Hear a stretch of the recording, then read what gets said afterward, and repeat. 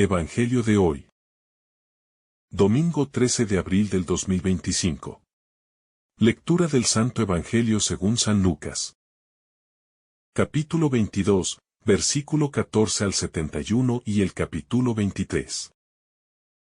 Cuando llegó la hora, se sentó a la mesa y los apóstoles con él y les dijo: Ardientemente he deseado comer esta Pascua con vosotros, antes de padecer.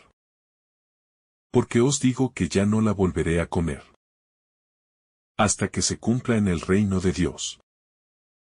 Y, tomando un cáliz, después de pronunciar la acción de gracias, dijo: Tomad esto, repartidlo entre vosotros. Porque os digo que no beberé desde ahora del fruto de la vida, hasta que venga el reino de Dios.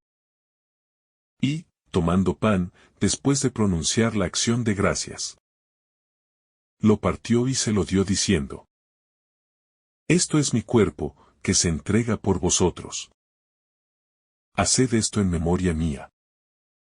Después de cenar, hizo lo mismo con el cáliz diciendo: Este cáliz es la nueva alianza en mi sangre, que es derramada por vosotros. Pero mirad, la mano del que me entrega está conmigo, en la mesa. Porque el Hijo del Hombre se va, según lo establecido. Pero ay de aquel hombre por quien es entregado. Ellos empezaron a preguntarse unos a otros sobre quién de ellos podía ser el que iba a hacer eso. Se produjo también un altercado a propósito de quién de ellos debía ser tenido como el mayor. Pero él les dijo: Los reyes de las naciones las dominan, y los que ejercen la autoridad se hacen llamar bienhechores.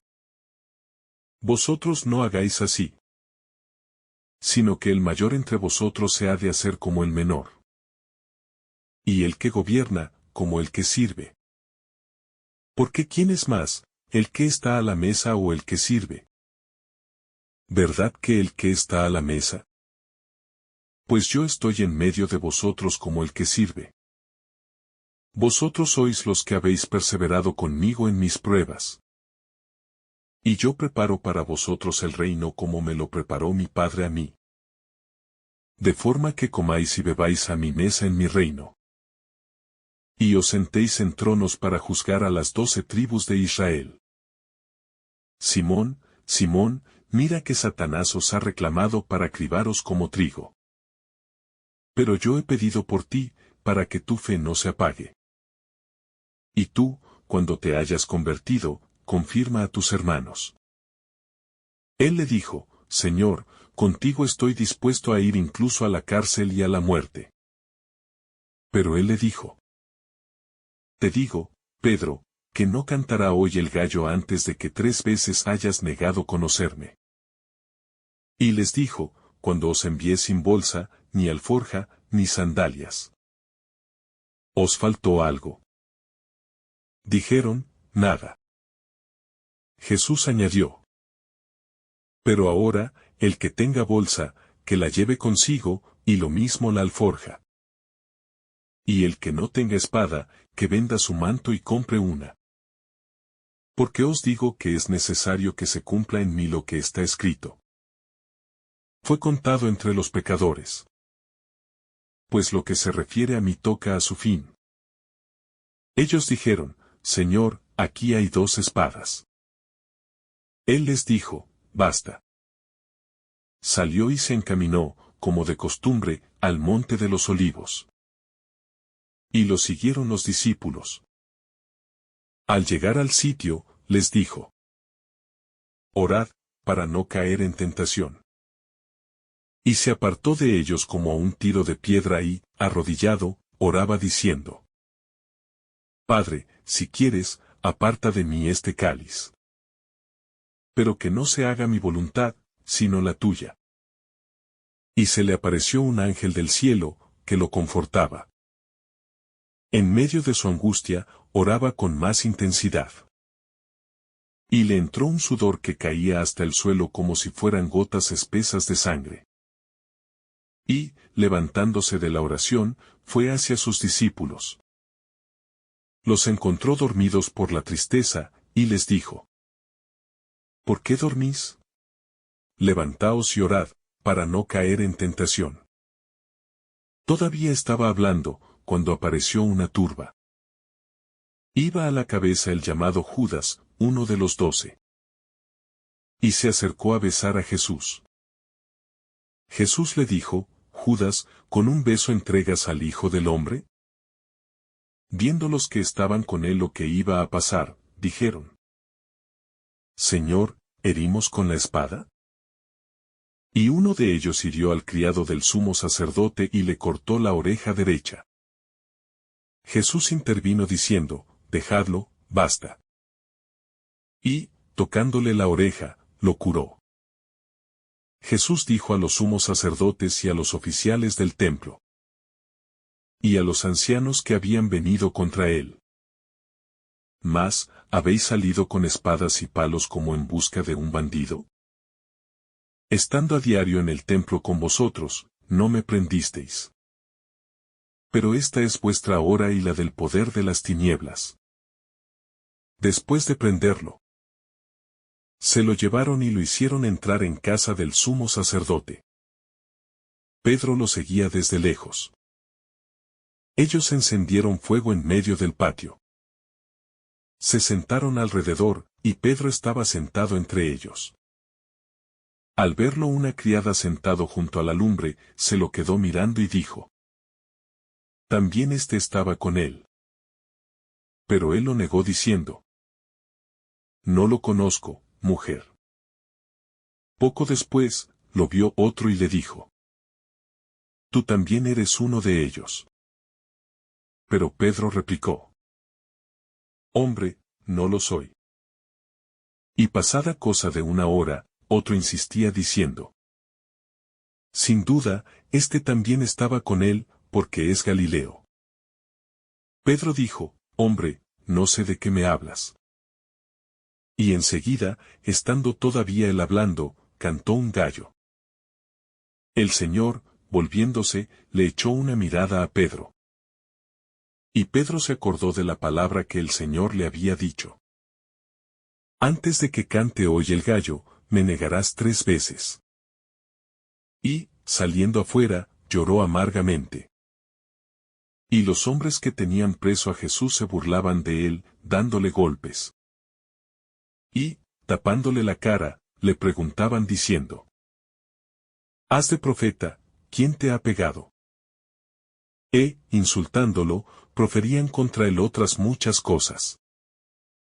Cuando se hizo de día, se reunieron los ancianos del pueblo, con los jefes de los sacerdotes y los escribas.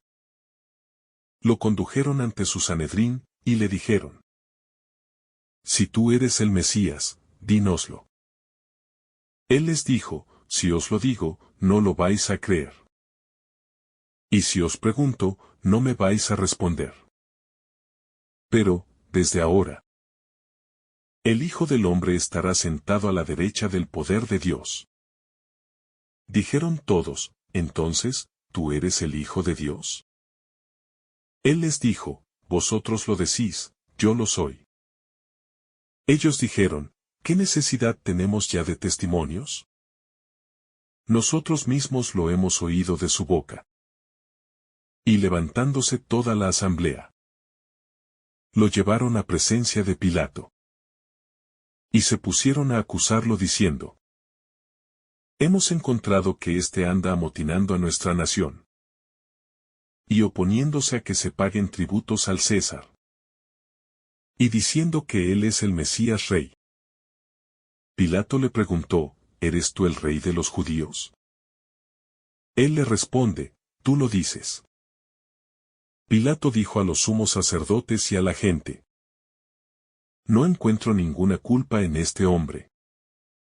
Pero ellos insistían con más fuerza, diciendo: Solivianta al pueblo enseñando por toda Judea, desde que comenzó en Galilea hasta llegar aquí. Pilato, al oírlo, preguntó si el hombre era Galileo. Y, al enterarse de que era de la jurisdicción de Herodes, que estaba precisamente en Jerusalén por aquellos días, se lo remitió.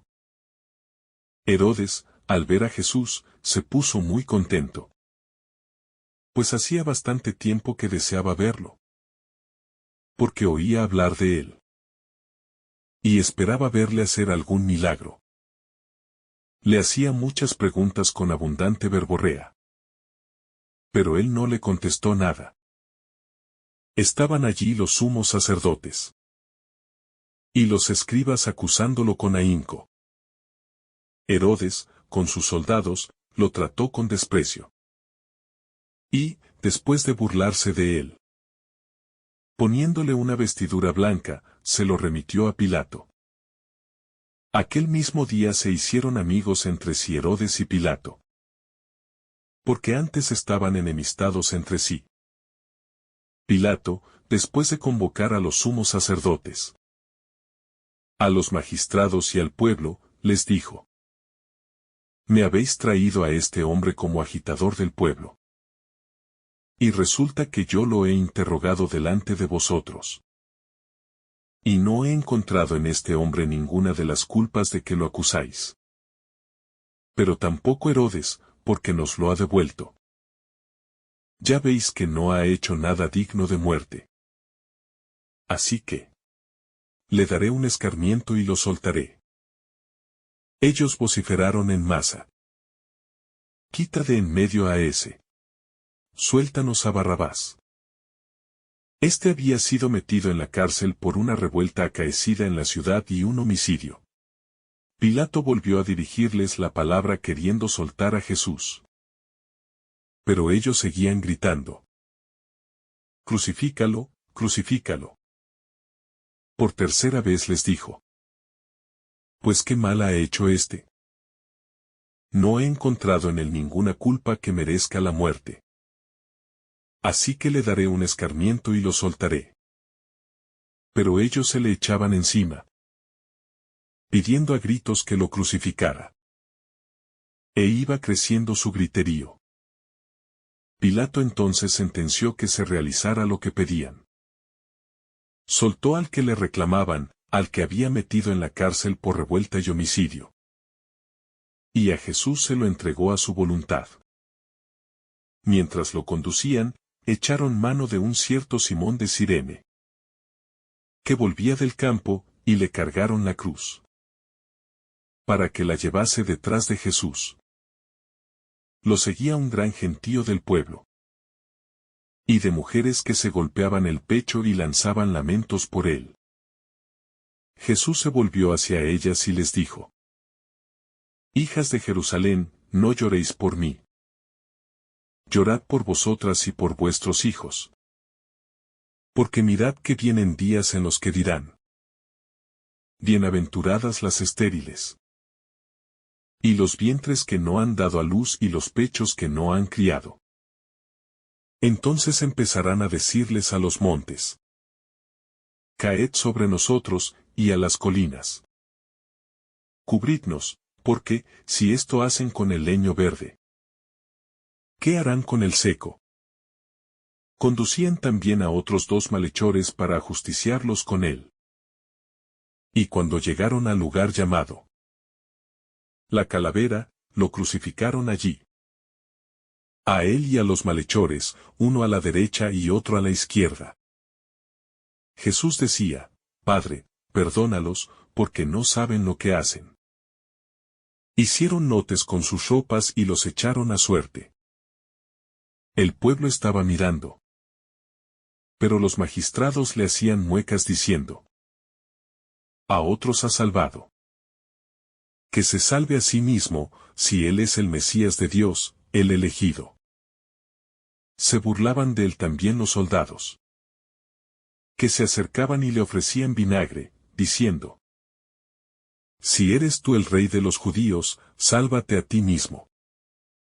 Había también por encima de él un letrero: Este es el rey de los judíos.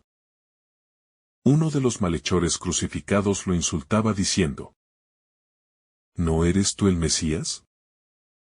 Sálvate a ti mismo y a nosotros. Pero el otro, respondiéndole e increpándolo, le decía: ¿Ni siquiera temes tú a Dios, estando en la misma condena? Nosotros, en verdad, lo estamos justamente. Porque recibimos el justo pago de lo que hicimos. En cambio, éste no ha hecho nada malo. Y decía: Jesús, acuérdate de mí cuando llegues a tu reino. Jesús le dijo: En verdad te digo, hoy estarás conmigo en el paraíso. Era ya como la hora sexta, y vinieron las tinieblas sobre toda la tierra. Hasta la hora nona, porque se oscureció el sol.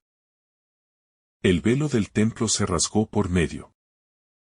Y Jesús, clamando con voz potente, dijo: Padre, a tus manos encomiendo mi espíritu. Y, dicho esto, expiró. El centurión, al ver lo ocurrido, daba gloria a Dios diciendo: Realmente, este hombre era justo. Toda la muchedumbre que había concurrido a este espectáculo, al ver las cosas que habían ocurrido, se volvía dándose golpes de pecho. Todos sus conocidos y las mujeres que lo habían seguido desde Galilea se mantenían a distancia, viendo todo esto. Había un hombre, llamado José, que era miembro del Sanedrín. Hombre bueno y justo. Este no había dado su asentimiento ni a la decisión ni a la actuación de ellos. Era natural de Arimatea, ciudad de los judíos. Y aguardaba el reino de Dios. Este acudió a Pilato y le pidió el cuerpo de Jesús. Y, bajándolo, lo envolvió en una sábana. Y lo colocó en un sepulcro excavado en la roca, donde nadie había sido puesto todavía. Era el día de la preparación y estaba para empezar el sábado. Las mujeres que lo habían acompañado desde Galilea lo siguieron. Y vieron el sepulcro y cómo había sido colocado su cuerpo. Al regresar, prepararon aromas y mirra. Y el sábado descansaron de acuerdo con el precepto. En esta hora definitiva en la que se entrelazan la intimidad y el misterio, la traición y el amor supremo, Jesús se presenta no solo como el Maestro que instruye, sino como el Cordero que se ofrece, como el amado que se entrega, como el Hijo que cumple con fidelidad la voluntad del Padre hasta las últimas consecuencias. Y lo hace desde la mesa. Desde el gesto cotidiano de compartir el pan y la copa. Desde una comunión que no es solo fraterna, sino sacrificial, escatológica, eterna. No hay detalle sin peso en este momento. No hay palabra que no cargue con el drama de la redención. No hay gesto que no sea signo del amor más extremo. Porque cada fragmento de pan partido, cada gota de vino compartido, anticipa el desgarramiento de un cuerpo que será flagelado, escupido, crucificado. Y al mismo tiempo el derramamiento de una sangre que no clama venganza, sino perdón. Que no exige justicia, sino que la cumple con misericordia. Que no se retiene, sino que se da sin medida. Cada palabra de Jesús tiene una densidad sagrada que invita al silencio reverente, al estremecimiento del alma que se sabe tocada por lo divino. Y cuando anuncia que uno de los presentes lo va a entregar, no lo hace con un tono acusador, sino con el dolor contenido del que ama hasta el fin. Incluso a quien lo traiciona. Incluso a quien lo ha vendido por unas monedas. Incluso a quien cambiaría al Hijo del Hombre por un falso poder. Por un impulso oscuro. Por una ceguera que impide ver la gloria de Dios en el rostro del siervo. Esta advertencia no excluye a nadie. Porque en cierto modo todos estamos en esa mesa. Todos tenemos una parte de Judas en el corazón. Y sin embargo, todos somos invitados a participar del banquete pascual. A recibir el cuerpo entregado y la sangre derramada. Como don y como llamado. Como alimento y como misión. Como memorial vivo del amor que nos transforma desde dentro. La traición se consuma en medio de los signos sagrados. Lo cual muestra que el pecado no siempre se da fuera del espacio de la gracia, sino muchas veces en su centro. En lo más sagrado. En el corazón mismo del templo. En la mesa misma del Señor. Y eso solo acrecienta el peso de la misericordia. La profundidad de la compasión de Cristo. Que no excluye ni al traidor. Ni al negador. Ni al que duerme cuando debería velar. Sino que los sigue amando. Sigue lavándoles los pies. Sigue ofreciéndoles el pan. A pesar del miedo. A pesar de la violencia. A pesar del juicio injusto. Jesús no responde con odio, sino con entrega. No con reclamo, sino con fidelidad. No con venganza, sino con perdón.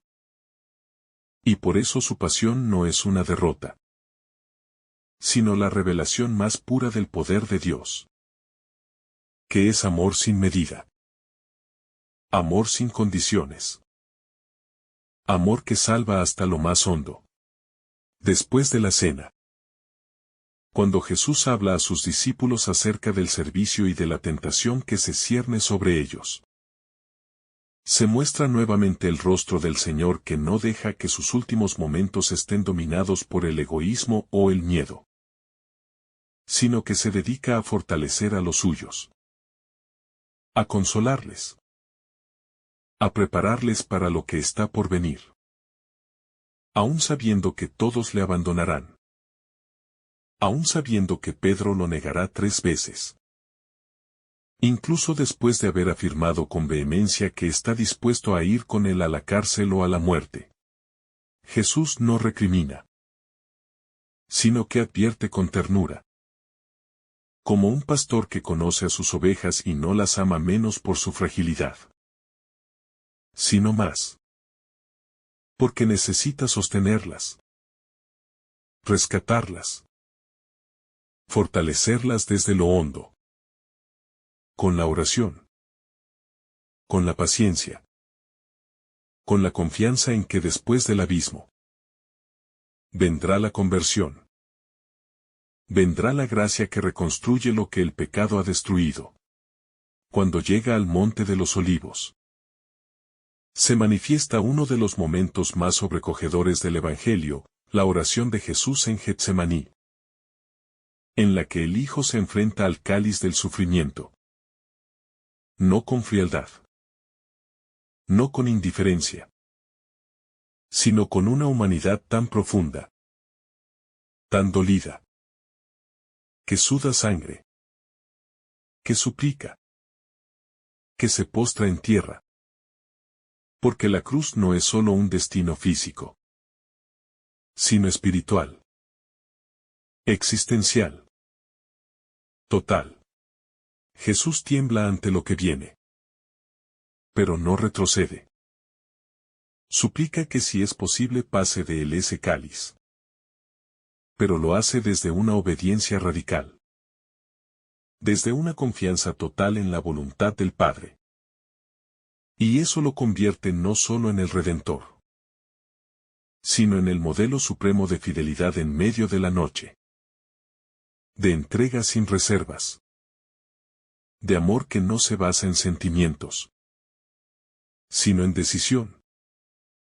En alianza eterna. En unidad absoluta con el querer divino. La escena de la traición se vuelve entonces más punzante. Porque Judas se acerca con una señal de afecto. Con un beso. Como si el pecado intentara revestirse de amor. Como si la oscuridad se disfrazara de cercanía. Y Jesús no lo rechaza con violencia, sino con una pregunta desgarradora: Judas, ¿con un beso entregas al Hijo del Hombre? Allí queda suspendido el tiempo. Porque en esa frase está contenida toda la herida del amor traicionado. Toda la tensión entre el don gratuito y el rechazo. Entre la amistad ofrecida y la decisión de quien prefiere la traición. Sin embargo, Jesús no se defiende. No pide ayuda. No busca huir.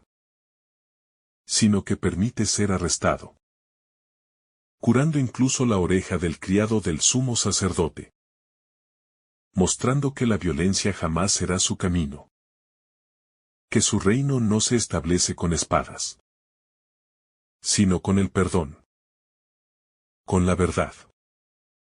Con la mansedumbre de un cordero que no se resiste al matadero, sino que transforma la cruz en altar.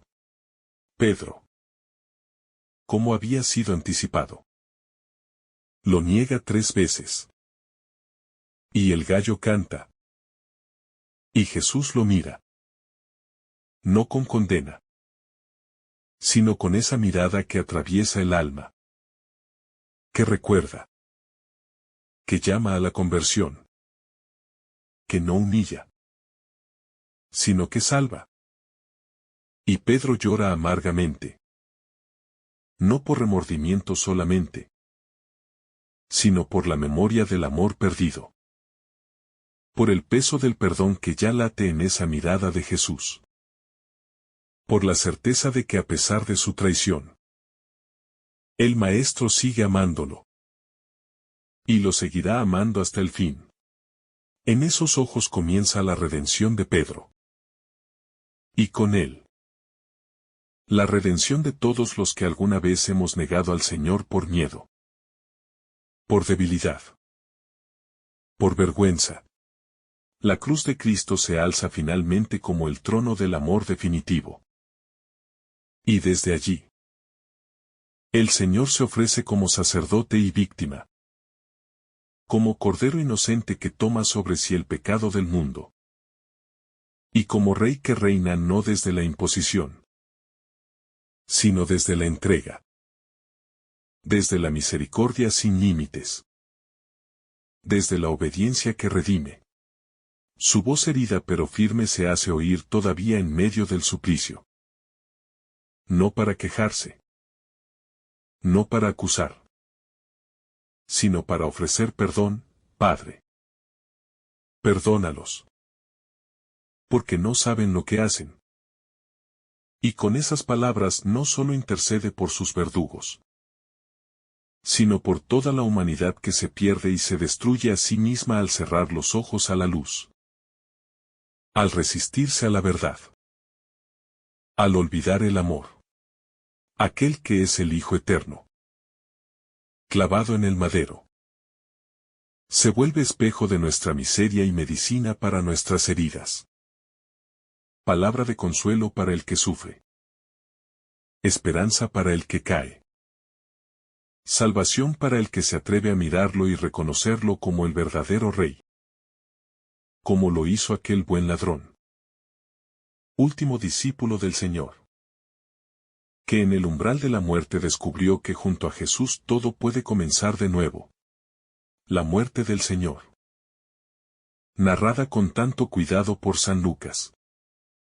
No es el final, sino la culminación de una existencia vivida por entero como don. Como servicio. Como expresión perfecta del amor del Padre.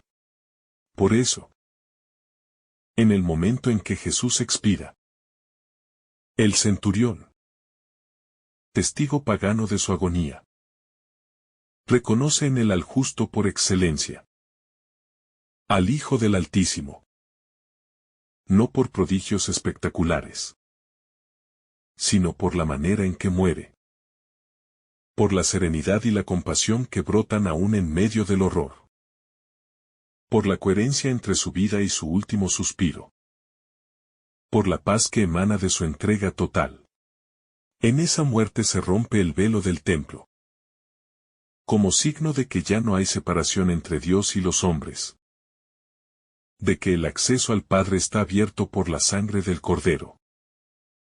De que la reconciliación se ha consumado en lo más profundo del misterio pascual.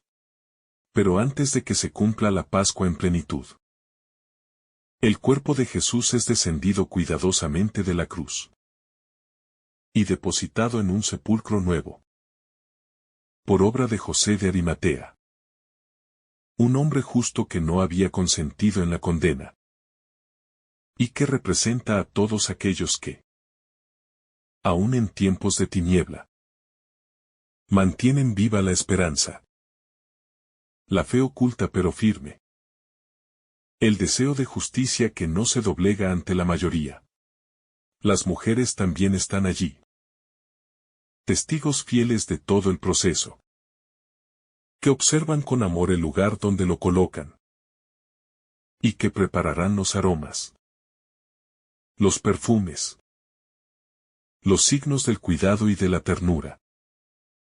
Aunque no saben que ese sepulcro, en el que descansa el Hijo del Hombre, no podrá retenerlo. Porque está llamado a ser el lugar donde resplandezca la vida. La victoria. La promesa de la resurrección. Por eso, este Evangelio de la Pasión no termina en la oscuridad, sino en el silencio expectante del Sábado Santo, que guarda en sus entrañas la promesa del amanecer pascual, del día sin ocaso, de la piedra removida y del sepulcro vacío, de la luz que disipa toda sombra. El amor ha vencido. Aunque aún no se vea con claridad. Aunque los discípulos estén dispersos. Aunque todo parezca perdido. Porque en el corazón del Padre ya ha comenzado el nuevo mundo. Ya está sellada la alianza eterna. Ya está sembrada la semilla de la inmortalidad en el campo de la historia. Jesús ha descendido al abismo. Ha conocido la injusticia. El abandono. El desprecio. Pero ha respondido con fidelidad. Con paz. Con obediencia. Y por eso su cruz no es el fracaso, sino el inicio glorioso de su exaltación. Que esta contemplación del Evangelio según San Lucas, desde la cena hasta el Calvario, despierte en nosotros la capacidad de asombrarnos ante tanto amor, de conmovernos de verdad ante la entrega radical de Cristo, de dejarnos mirar por sus ojos en el Gólgota, de estar junto a María al pie de la cruz, de escuchar en lo íntimo de nuestro corazón esas palabras que nos resucitan: Padre, en tus manos encomiendo mi espíritu. Y que así, conmovidos hasta lo más profundo, podamos también nosotros aprender a amar, a perdonar, a entregarnos, sabiendo que en la cruz florece la vida, y que en el silencio del sepulcro ya se anuncia la victoria de la resurrección. Que el Señor derrame sobre ti abundantes bendiciones. En el nombre del Padre, del Hijo y del Espíritu Santo. Amén. Si esta reflexión ha sido de tu agrado, no olvides dejar tu me gusta, compartir tu intención en los comentarios y activar la campanita de notificaciones para recibir estos mensajes cada día. Te saluda tu hermano Daniel, deseándote un día lleno de bendiciones.